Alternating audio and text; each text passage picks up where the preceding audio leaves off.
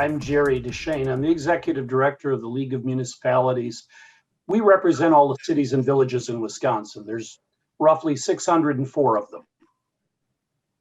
And I am Mark. Jerry. And I am Mark O'Connell, executive director of the Wisconsin Counties Association, representing county government, all 72 counties in Wisconsin at the state and federal level, trying to accomplish whatever it is counties wish to get done.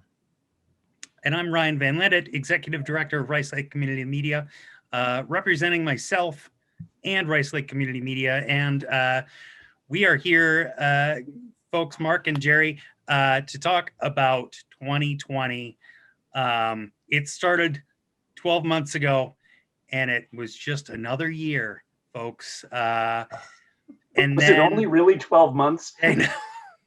Feels like 12 years ago.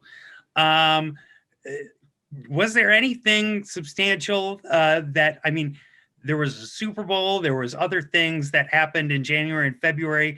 On a local level, was there something that happened that we have totally forgotten about? Wow, January and February, are you sure those were in this century? I don't know, Mark. Actually, I would have to say no. It was sort of, thinking back, my members were worried about being unable to find new workers because there was a workforce shortage in a lot of different skill fields. Property values were starting to come up slowly. Local budgets were still tight. But otherwise, no, it really was just sort of a normal year, wasn't it? Boy, Mark, it seems so long ago. I would agree with you, Jerry. I mean, things were humming along pretty nicely. The economy was doing well. We had low unemployment. We had a worker shortage. And quite frankly, when we finally address COVID in some substantive way, we're going to go back to this worker shortage. We had, I mean, good business climate, a good housing climate, and then COVID hit. And to your point, Ryan, is there something that we missed because of COVID? Oh my gosh! I mean, everywhere. I mean, my heart goes out to the education community. These young people that lost their senior year, the people graduating college that have to enter a job market virtually. You used to think that you were only, that virtually dating was the only true virtual thing. Now we're interviewing people for positions virtually and seeing if they can work from home somewhere. It's very, very difficult. We're on the verge of a collapse of the food industry, the restaurant industry. We have tremendous unemployment. We have people scrambling to find where they're going to make their rent payment from. It's 2020 is going to be a thoroughly forgettable year in the lives of most of Wisconsinites, and the vaccine cannot come soon enough. And for most people, we cannot get back on our feet quick enough to get us back to whatever normal is going to look like in the future. Sure. Yeah. Amen to that. So we had kind of everything shut down mid-March or so from COVID. The folks in Washington actually got together and agreed on this CARES Act. And then it was distributed. How is that utilized by counties and municipalities to help serve their constituents? I think I'm going to defer to Mark here because most public health authorities in Wisconsin are at the county level. There are some municipal health departments. Or Mark, do you want to talk about the Wisconsin State Supreme Court decision? I'm not sure in this timeline, it all seems mixed up, but putting a lot of focus onto our county health departments, I'm sure that is not, that those departments have all been strained throughout the counties. Well, our public health departments, and we have many county public health departments, a few city and a couple city county health departments. They have been asked to perform in a manner that, quite frankly, many of them were not trained to do. They are fully trained and entirely capable of addressing the issues relevant to public health. But in this pandemic, we have asked them to be public relations experts as well, and in some cases, legal experts. And that has put our public health departments in a very, very difficult position. This pandemic knows no boundaries, not geographic, not political. It has no political flavor to it. It really affects human beings. And our public health departments have done their very best to, number one, alert the public to the challenges, and number two, provide our public with guidance, and in some cases, some restrictions as to what we can do, should do to limit the spread of this scourge. Getting back to your original point, Ryan, the state of Wisconsin received more or less $2 billion for COVID to try to address the COVID issue. Large entities, the Dane County, the city of Milwaukee, and to a lesser extent, the county of Milwaukee received, through a quirk in the legislation, a direct allocation from the U.S. Treasury. Everyone else had to participate in requesting the governor to allocate a portion of the $2 billion to cities and counties to try to combat this issue. What the state did was essentially allocate about $95 million to local units of government for us to utilize in contact tracing, modifications to our facilities, interacting with the public in some manner, providing information to the public on how to conduct our lives during this pandemic. Some dollars spent on protective equipment devices, that sort of thing. The other 1.8 billion, 1.9 billion was expended on some on state agencies, some toward particular industries. So it was spread out among many different entities. And Ryan, I think the biggest takeaway from 2020 is it truly was the year we built the airplane while we were flying it. You know, you'd think pandemics never happen in our lifetime, the way we all responded to it. And of course, I'm being sarcastic, but the reality was it caught all of us unaware. And, you know, the public health people did a tremendous job, but they had to make it up as they went along. Federal government made it up as it went along. State government made it up as it went along. You know, then you throw in other wild cards, the election process. You had election clerks that had to reinvent how you vote in Wisconsin and throughout the rest of the country. And there's no guidebook for this stuff. You know, does wearing a mask help? Does not wearing a mask help? 6 feet, 9 feet, stay home, close business, open business. Unfortunately, the historians are the only ones that are going to get this all right. And they're going to write the book 25 years from now. My hat is off to all of the county and municipal officials that had to figure that out as they were flying along. I mean, at its worst, they were looking at a pandemic, at losing thousands of their citizens. At best, we're looking at losing hundreds and hundreds of Main Street businesses. You know, that's the 2021 story, is when are we going to see these Main Street businesses that we all work so hard to put in place? When are we going to see them able to come back and able to thrive? It's a big unknown. You know, as the saying goes, Ryan, public health saved your life today. You just didn't know it. But with the pandemic, then we all knew it. And for the most part, I mean, well, many lives were saved. That we have thousands in our state whose lives were not saved.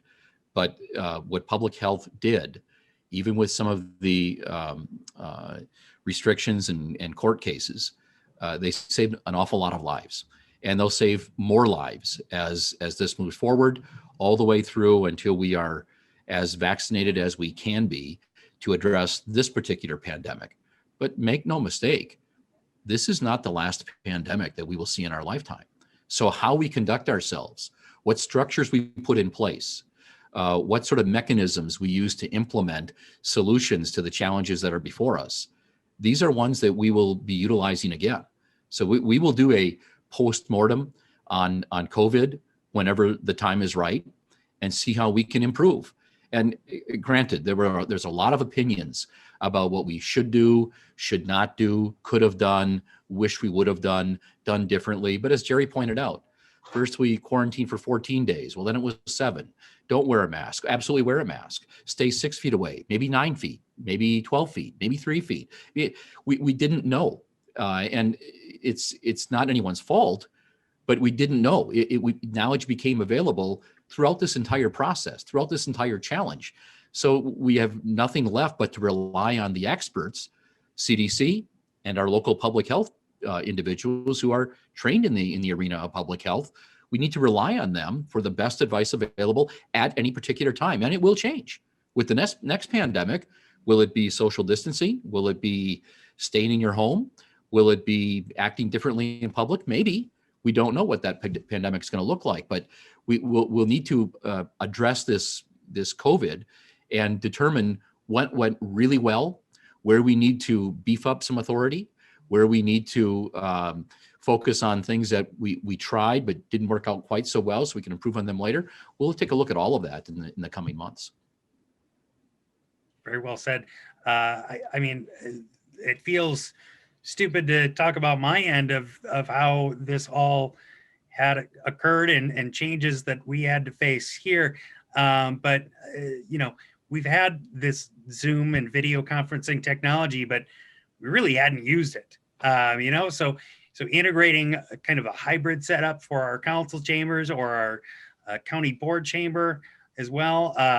It was things that we really had to implement quite quickly to be safe, so we could still be transparent and still have meetings. But it was something where I feel like everyone in public service had to kind of do their part to change the way that we did things, but also do it safely, do their part. Well, yeah, Ryan, that's an interesting point. What COVID has, one of the things it will show us is that business can be done differently. And that is private business, that is the business of government, that is the business of media. It's a whole host of businesses. And I would liken it to this, I guess, thought. There are a whole host of businesses and industries that believed for a long time that the place of business is where people had to be located to perform their functions and to advance the goals and objectives of that particular business.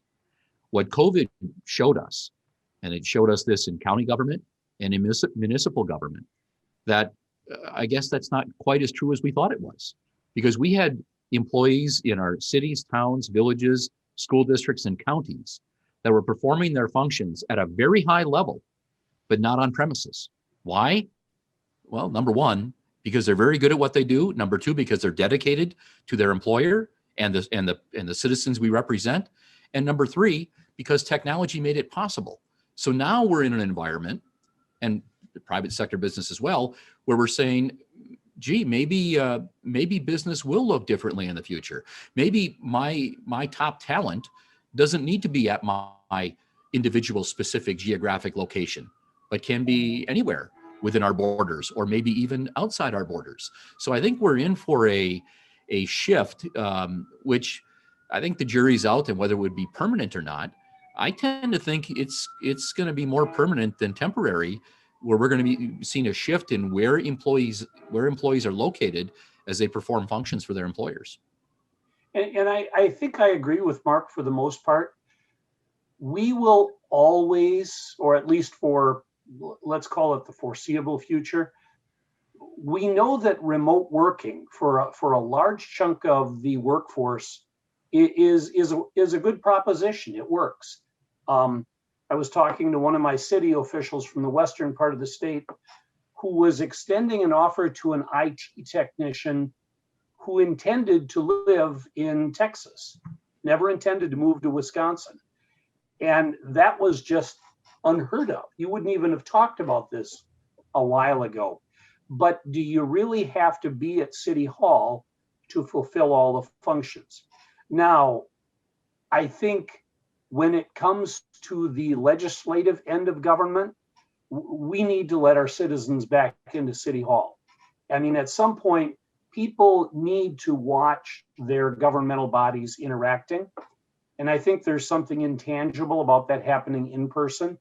we're doing well. We're getting by with Zoom meetings and GoToMeetings and Microsoft Teams and all of the other software products that are out there. But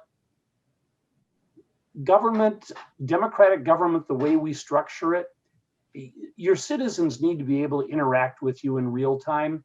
And we could get by with what we had. But I do think going forward, electronic governmental meetings, well, you'll see them for committee meetings, but I don't think it's going to be the rule for city and village board meetings. Once we're past the vaccination stage, we're not there yet. I mean, COVID has been a huge challenge.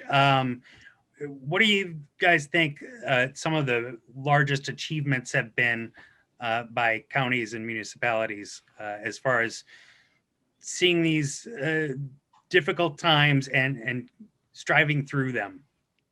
I would say one of the biggest has been seeing localities, and then within each locality, the teamwork that has occurred. No question about it. Cities, towns, villages, school districts working together, speaking together, open lines of communication, pooling resources to try to address this challenge. The lines of communication have just been just humming. I think that's been a very clear positive. And then within, I'll speak for counties, within counties, the various departments working together as we try to put forth a concerted, well-orchestrated, consistent strategy as to how things are going to work in any particular county. I think that's been a clear positive. I agree. I agree with Mark. I think all of our local governments learned a lot about themselves, and they learned that they could stretch and bend and twist in ways that they couldn't have imagined a year ago.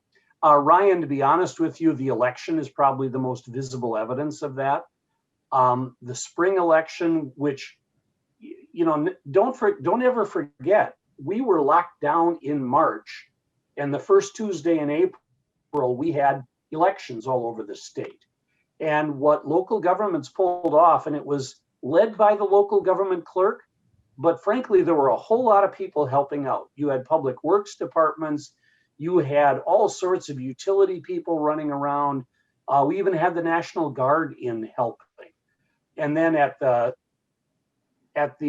general election this fall, again, it was a Herculean effort, not only to do the whole social distancing, put up the barriers and all of that, but to accommodate the record-breaking absentee ballots. When people were being cautious and didn't want to be interacting with one another. We had a record number of absentee ballots coming in, and cities, villages, with the help of a lot of county clerks out there, completely reinvented elections. That was just the most visible example. I think librarians have examples for you. Utilities have examples for you.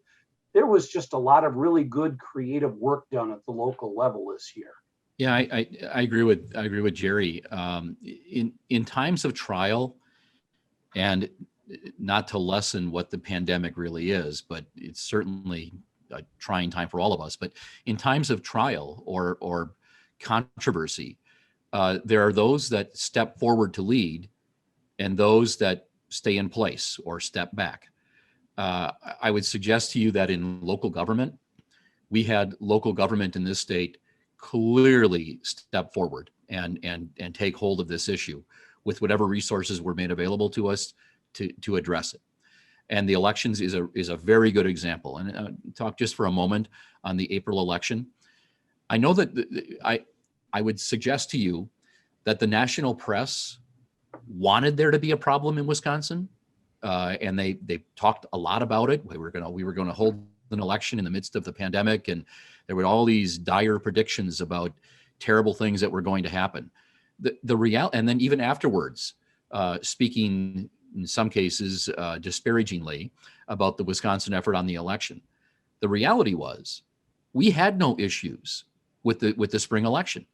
Our municipal and county clerks stepped forward and became leaders on this issue. And we had despite what some people would desire to have occurred, some bad things, it went very smoothly. So kudos to our election officials, our county clerks, our municipal clerks, as Jerry said, in conjunction with other departments, public works departments, health and human services departments, whole host of other people that made the elections go very smooth. Extra kudos to the clerks in the 7th Congressional District. You had 2 extra elections, so congratulations. Everyone forgets about that one, but Yeah, yes, my well, clerks from that part it of was the pretty state far kept back. reminding It me. was like 12 years ago.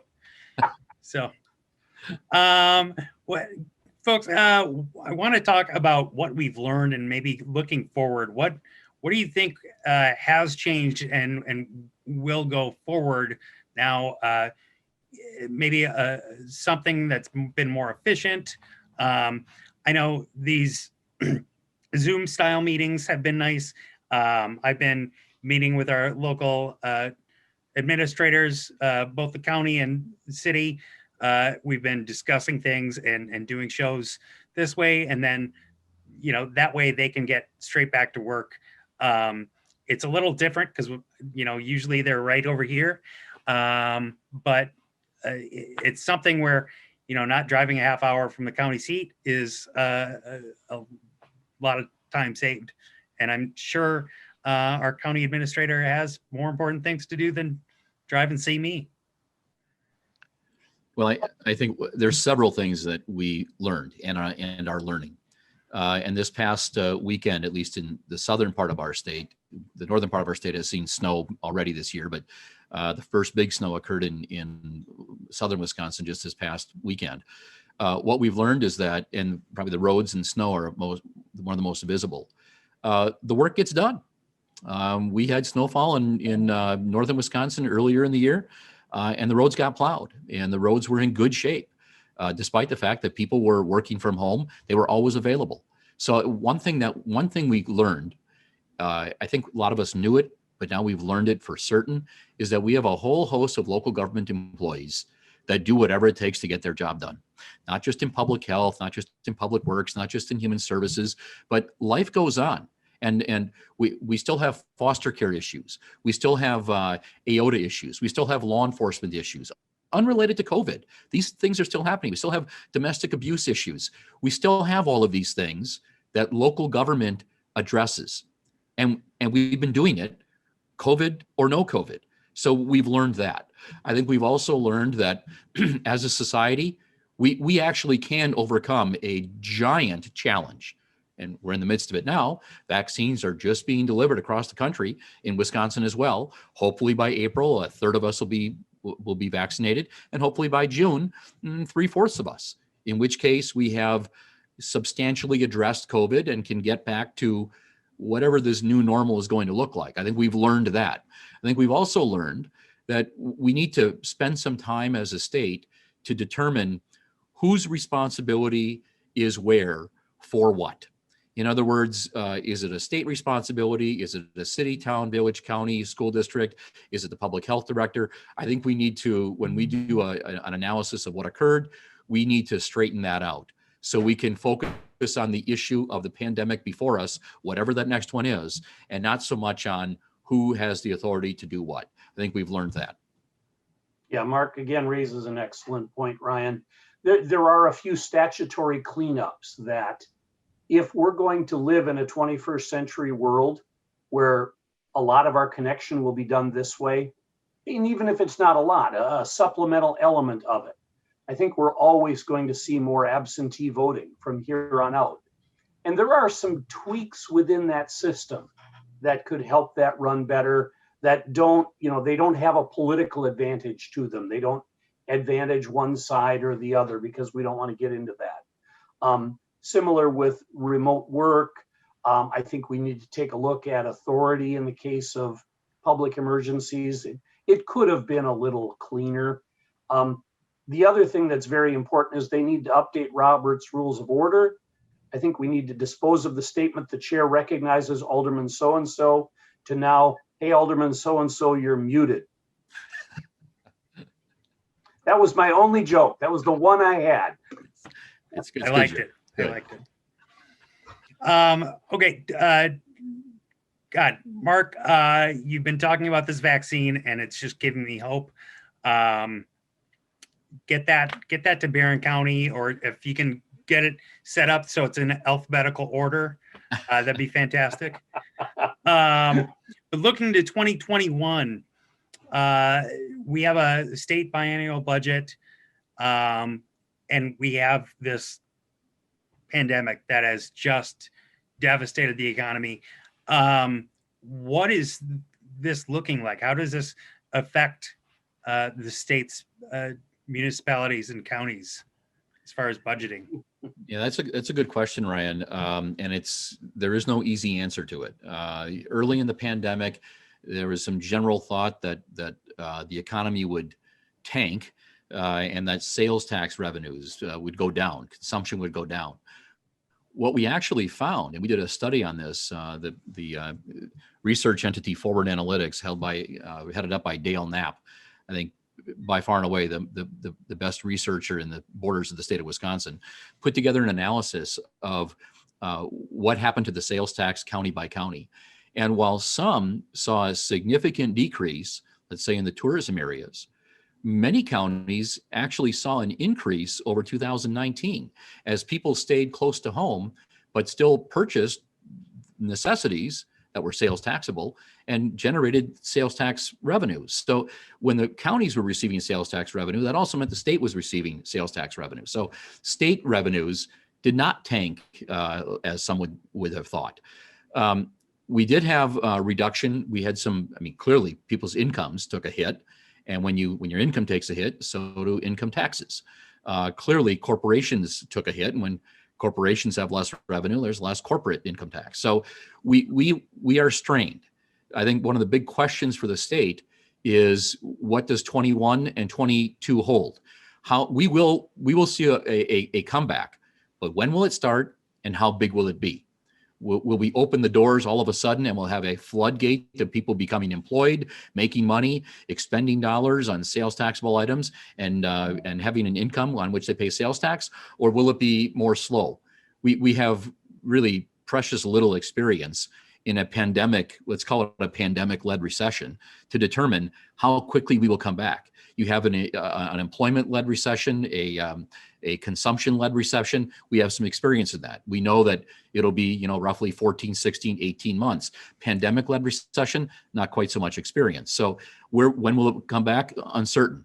When the state has less revenue, they have less to share with cities, towns, villages, counties, school districts. So we have, the state is going to be looking at this. Thankfully, they've got the first 6 months of 2021 to examine this. And I think during that 6-month period, we'll have a much better idea on how quickly the vaccine gets distributed, created, delivered, and then disseminated, such that in let's say May or June, we may have a much better idea on where our economy is going and better projections on revenue. That's important to all of us, because in county government, we would like to partner with the state to have sufficient dollars for 911, an electronic 911 system, so that we know where people are calling from just by them calling, not having to tell us exactly where they are or looking for landmarks, but by looking at GPS type activities or technology to determine where the accident is and where people need help. We think we ought to invest in that. Clearly, education has a very significant ask. I know our friends in the cities, they have asks as well. We have an infrastructure that is in desperate need of allocation of funds. And if one of the main ingredients for a successful economy is a solid infrastructure. That's an investment, not really an expenditure. We need to invest in that, if we're going to come back as a state and as cities, towns, villages, and counties. So there are definite needs, and I think it's very unclear and uncertain where we're going to end up as a state, and therefore where we're going to end up as locals during this state budget process. And before we can even answer any of those questions, Ryan, we've got to take a step back and say, okay, what are the national, international economic forces? There are some that are saying a recession is likely to follow this. Well, will it be a kind of a gentle little bounce off the bottom followed by a quick recovery, or will it be deeper than that? Also, will the federal government step up with any sort of backfill support for the state's budget? Again, we just don't know. The relief that the federal government provided last year was absolutely critical. It allowed a lot of things to happen that otherwise could not have happened. And there are a lot of national economists that say without that federal support going forward, states and local governments are going to cut back, and that cutting back could either trigger or add depth to a recession. And we just don't know. The other thing I want to say before we get away from this, one of the things the pandemic taught us is that we absolutely must prioritize good broadband access throughout this entire state, urban areas, rural areas, you name it. If we're ever going to function as a 21st century economy, we've got to be able to provide access to all of our citizens, not just the ones clustered in the higher income cities, but those in lower income areas of cities, and of course, those in rural areas. And we have to get on that sooner rather than later. That's not a pandemic issue. That's a long-term survivability and economic viability issue. Yeah, Jerry is so correct on this issue. And Jerry and I have talked about this so many times. Broadband access, we used to say, broadband access is no guarantee of economic success, but not having broadband access is pretty much a guarantee economic success is out of reach. Now, though, what this pandemic has shown us is that the number one resource for private sector profit in the future, it's not oil, water, steel, paper pulp, it is smart young talent. And with the lack of broadband access during this pandemic, we have found that our young people have taken a major hit in consumption of knowledge, not for lack of effort on their part, but for lack of the electronic highway to get the information or connect those who have, our teachers, to those who desire and need, our students. And if that's the case, when will we see the negativity of that? Well, I guess for high school seniors, we might see it next year. But for these younger people that are maybe a year behind now in terms of reading, or a year or so behind in terms of basic math skills, we may not see the negativity of this for a decade. So what Jerry is indicating, and of course I fully agree, the pandemic has essentially said, broadband access, if you want to succeed as a state, it's time to invest. You need to address this issue in every part of our state. And rural Wisconsin is it's top of the list. We need to invest in broadband access for rural Wisconsin if we want a chance of positioning our state for future success. Definitely. But I know legislators have been having this be an issue, and we've pumped millions and millions of dollars into this in the past probably decade or so. How much do we need, or what is there a silver bullet in this issue? Because I mean, you're speaking to a guy who will start a upload before he goes to bed, and hopefully when he wakes up in the morning, he's got a video uploaded. But working from home is really not an option for some of us. What are we looking at in hopes of technology or delivering broadband throughout the state? You know, you raise an issue, Ryan, to which there is answers, and at the same time, no answers. Amazon thinks that there is a silver bullet, right? The Kuiper project, satellites all over the world that will create significantly increased upload and download speeds. Other folks, Elon Musk is talking about a satellite system to create or allow broadband everywhere in the world. At the same time, how far away are we from that? And will it really deliver the kinds of speeds that we need? If we say, well, we're fairly close to that mitigates investment now on, let's say, fiber. But if we think we're a long ways away, then we're left with, well, we have a significant fiber cost on our hands that we really need to invest in if we want to create broadband access in rural Wisconsin. So it's somewhat close. It's not a catch-22. It's kind of a catch-21. It's not quite the full thing, but it's a challenge. And I would suggest that I'm not sure we can wait for the satellite access all over the planet that we need to invest now. And I do think those states or localities that make that investment into broadband position their residents for future success and future them to the advantage of pretty much everywhere else. So I would suggest, while there's no magic bullet, there are some things that we can be doing. You know, Ryan, and I don't know what the right dollar number is. I do know that the state spends somewhere in the neighborhood of $500 million on roads every 2 years. We spend a comparable amount of money on sewer utilities, water utilities, electric utilities. But no, we don't begrudge that because you have to have it. You know, the other side, we talk about youth attraction. If you look at the demographics in several parts of the state, there's another chunk of our population that we better be keeping an eye on, and those are our seniors. And with Medicare, Medicare is requiring the use of telehealth. You've got to be able, we're moving to an age where we need to be able to monitor mom and dad on a regular basis, not with a camera to see what they're up to and make sure they're behaving themselves, but that, you know, that emergency call button is going to become critical, and some basic life monitoring devices. That is the future of not just our young people, but of our senior citizens.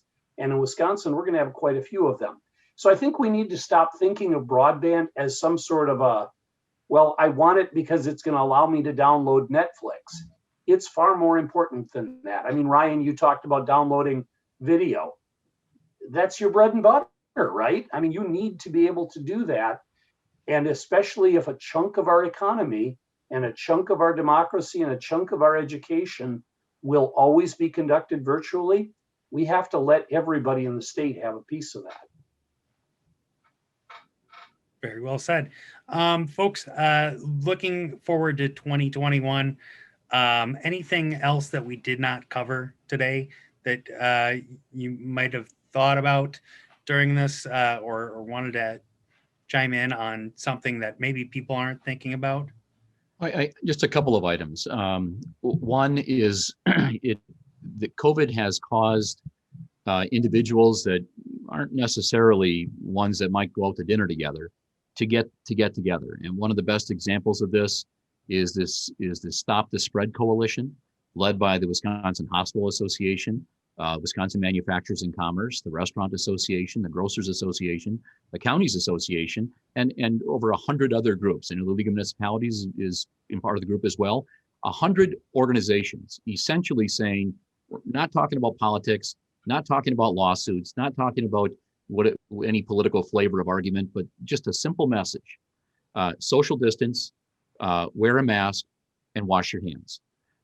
What I would suggest that we have not talked about, and I just want to, leave your viewers with, the pandemic has so many negatives, so much sadness, so many people with heartbreak, either through a loss of a loved one, a loss of a job, not being able to pay rent, any children falling behind, lots of negatives. But there is, if you're going to try to look at the positive, the people of Wisconsin are incredibly resilient. I mean, it is amazing. Despite the fact that we have all these negatives, do we think that tomorrow is going to be brighter?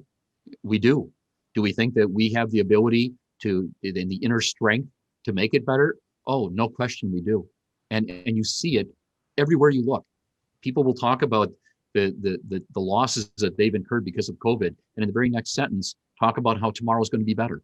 So I'm very encouraged with the uplifting nature of our citizens of Wisconsin, and we will get through it. There will be a post-COVID time. We will look back on it with not so fond memories, but we will be in a better spot in the relatively near future.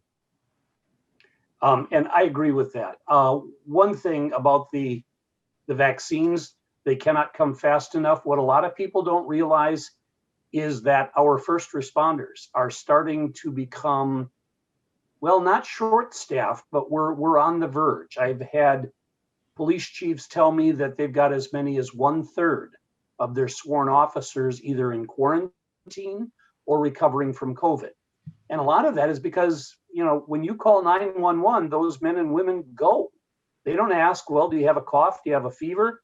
No, they come to your house and they provide aid. Well, there's a price for that. So the only solution there is, as Mark said, and as that coalition's been saying, put the mask on, social distance as much as you can. We haven't even tapped the issue of racial equity, and I'm not going to dive into that because that's an entire program unto itself. But that is definitely out there. I want to end on the hopeful note, which is that the pandemic has kind of opened up our creative side.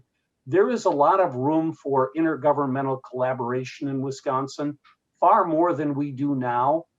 And frankly, when times are good, we all got kind of territorial. That's my snowplow. That's my sheriff's deputy. We could do a lot more in terms of collaboration. I know the league will be looking at that more going forward. I know the towns are looking. I know the counties are always open to have that conversation. But hopefully the pandemic has kind of stretched our brains a little bit, and we can drop some of those old prejudices and take a new look at how we provide those services. And Ryan, on behalf of Jerry and I, thank you for your show. I mean, it's highlighting the important public policy issues of the day is such an important task in our society, and I very much appreciate you and your show to do just that. Yeah, thank you, gentlemen, for taking this time out of your day. Government might not be the most important thing right now. There's a lot of important things happening, but transparency and understanding how we're all getting through this is very helpful. So thank you so much for meeting today. And Jerry, Mark, social distance. Jerry, especially wash your hands. There it is. And wear yourselves a mask. So thank you so much, gentlemen. Thank you, sir. Thank you, Ryan.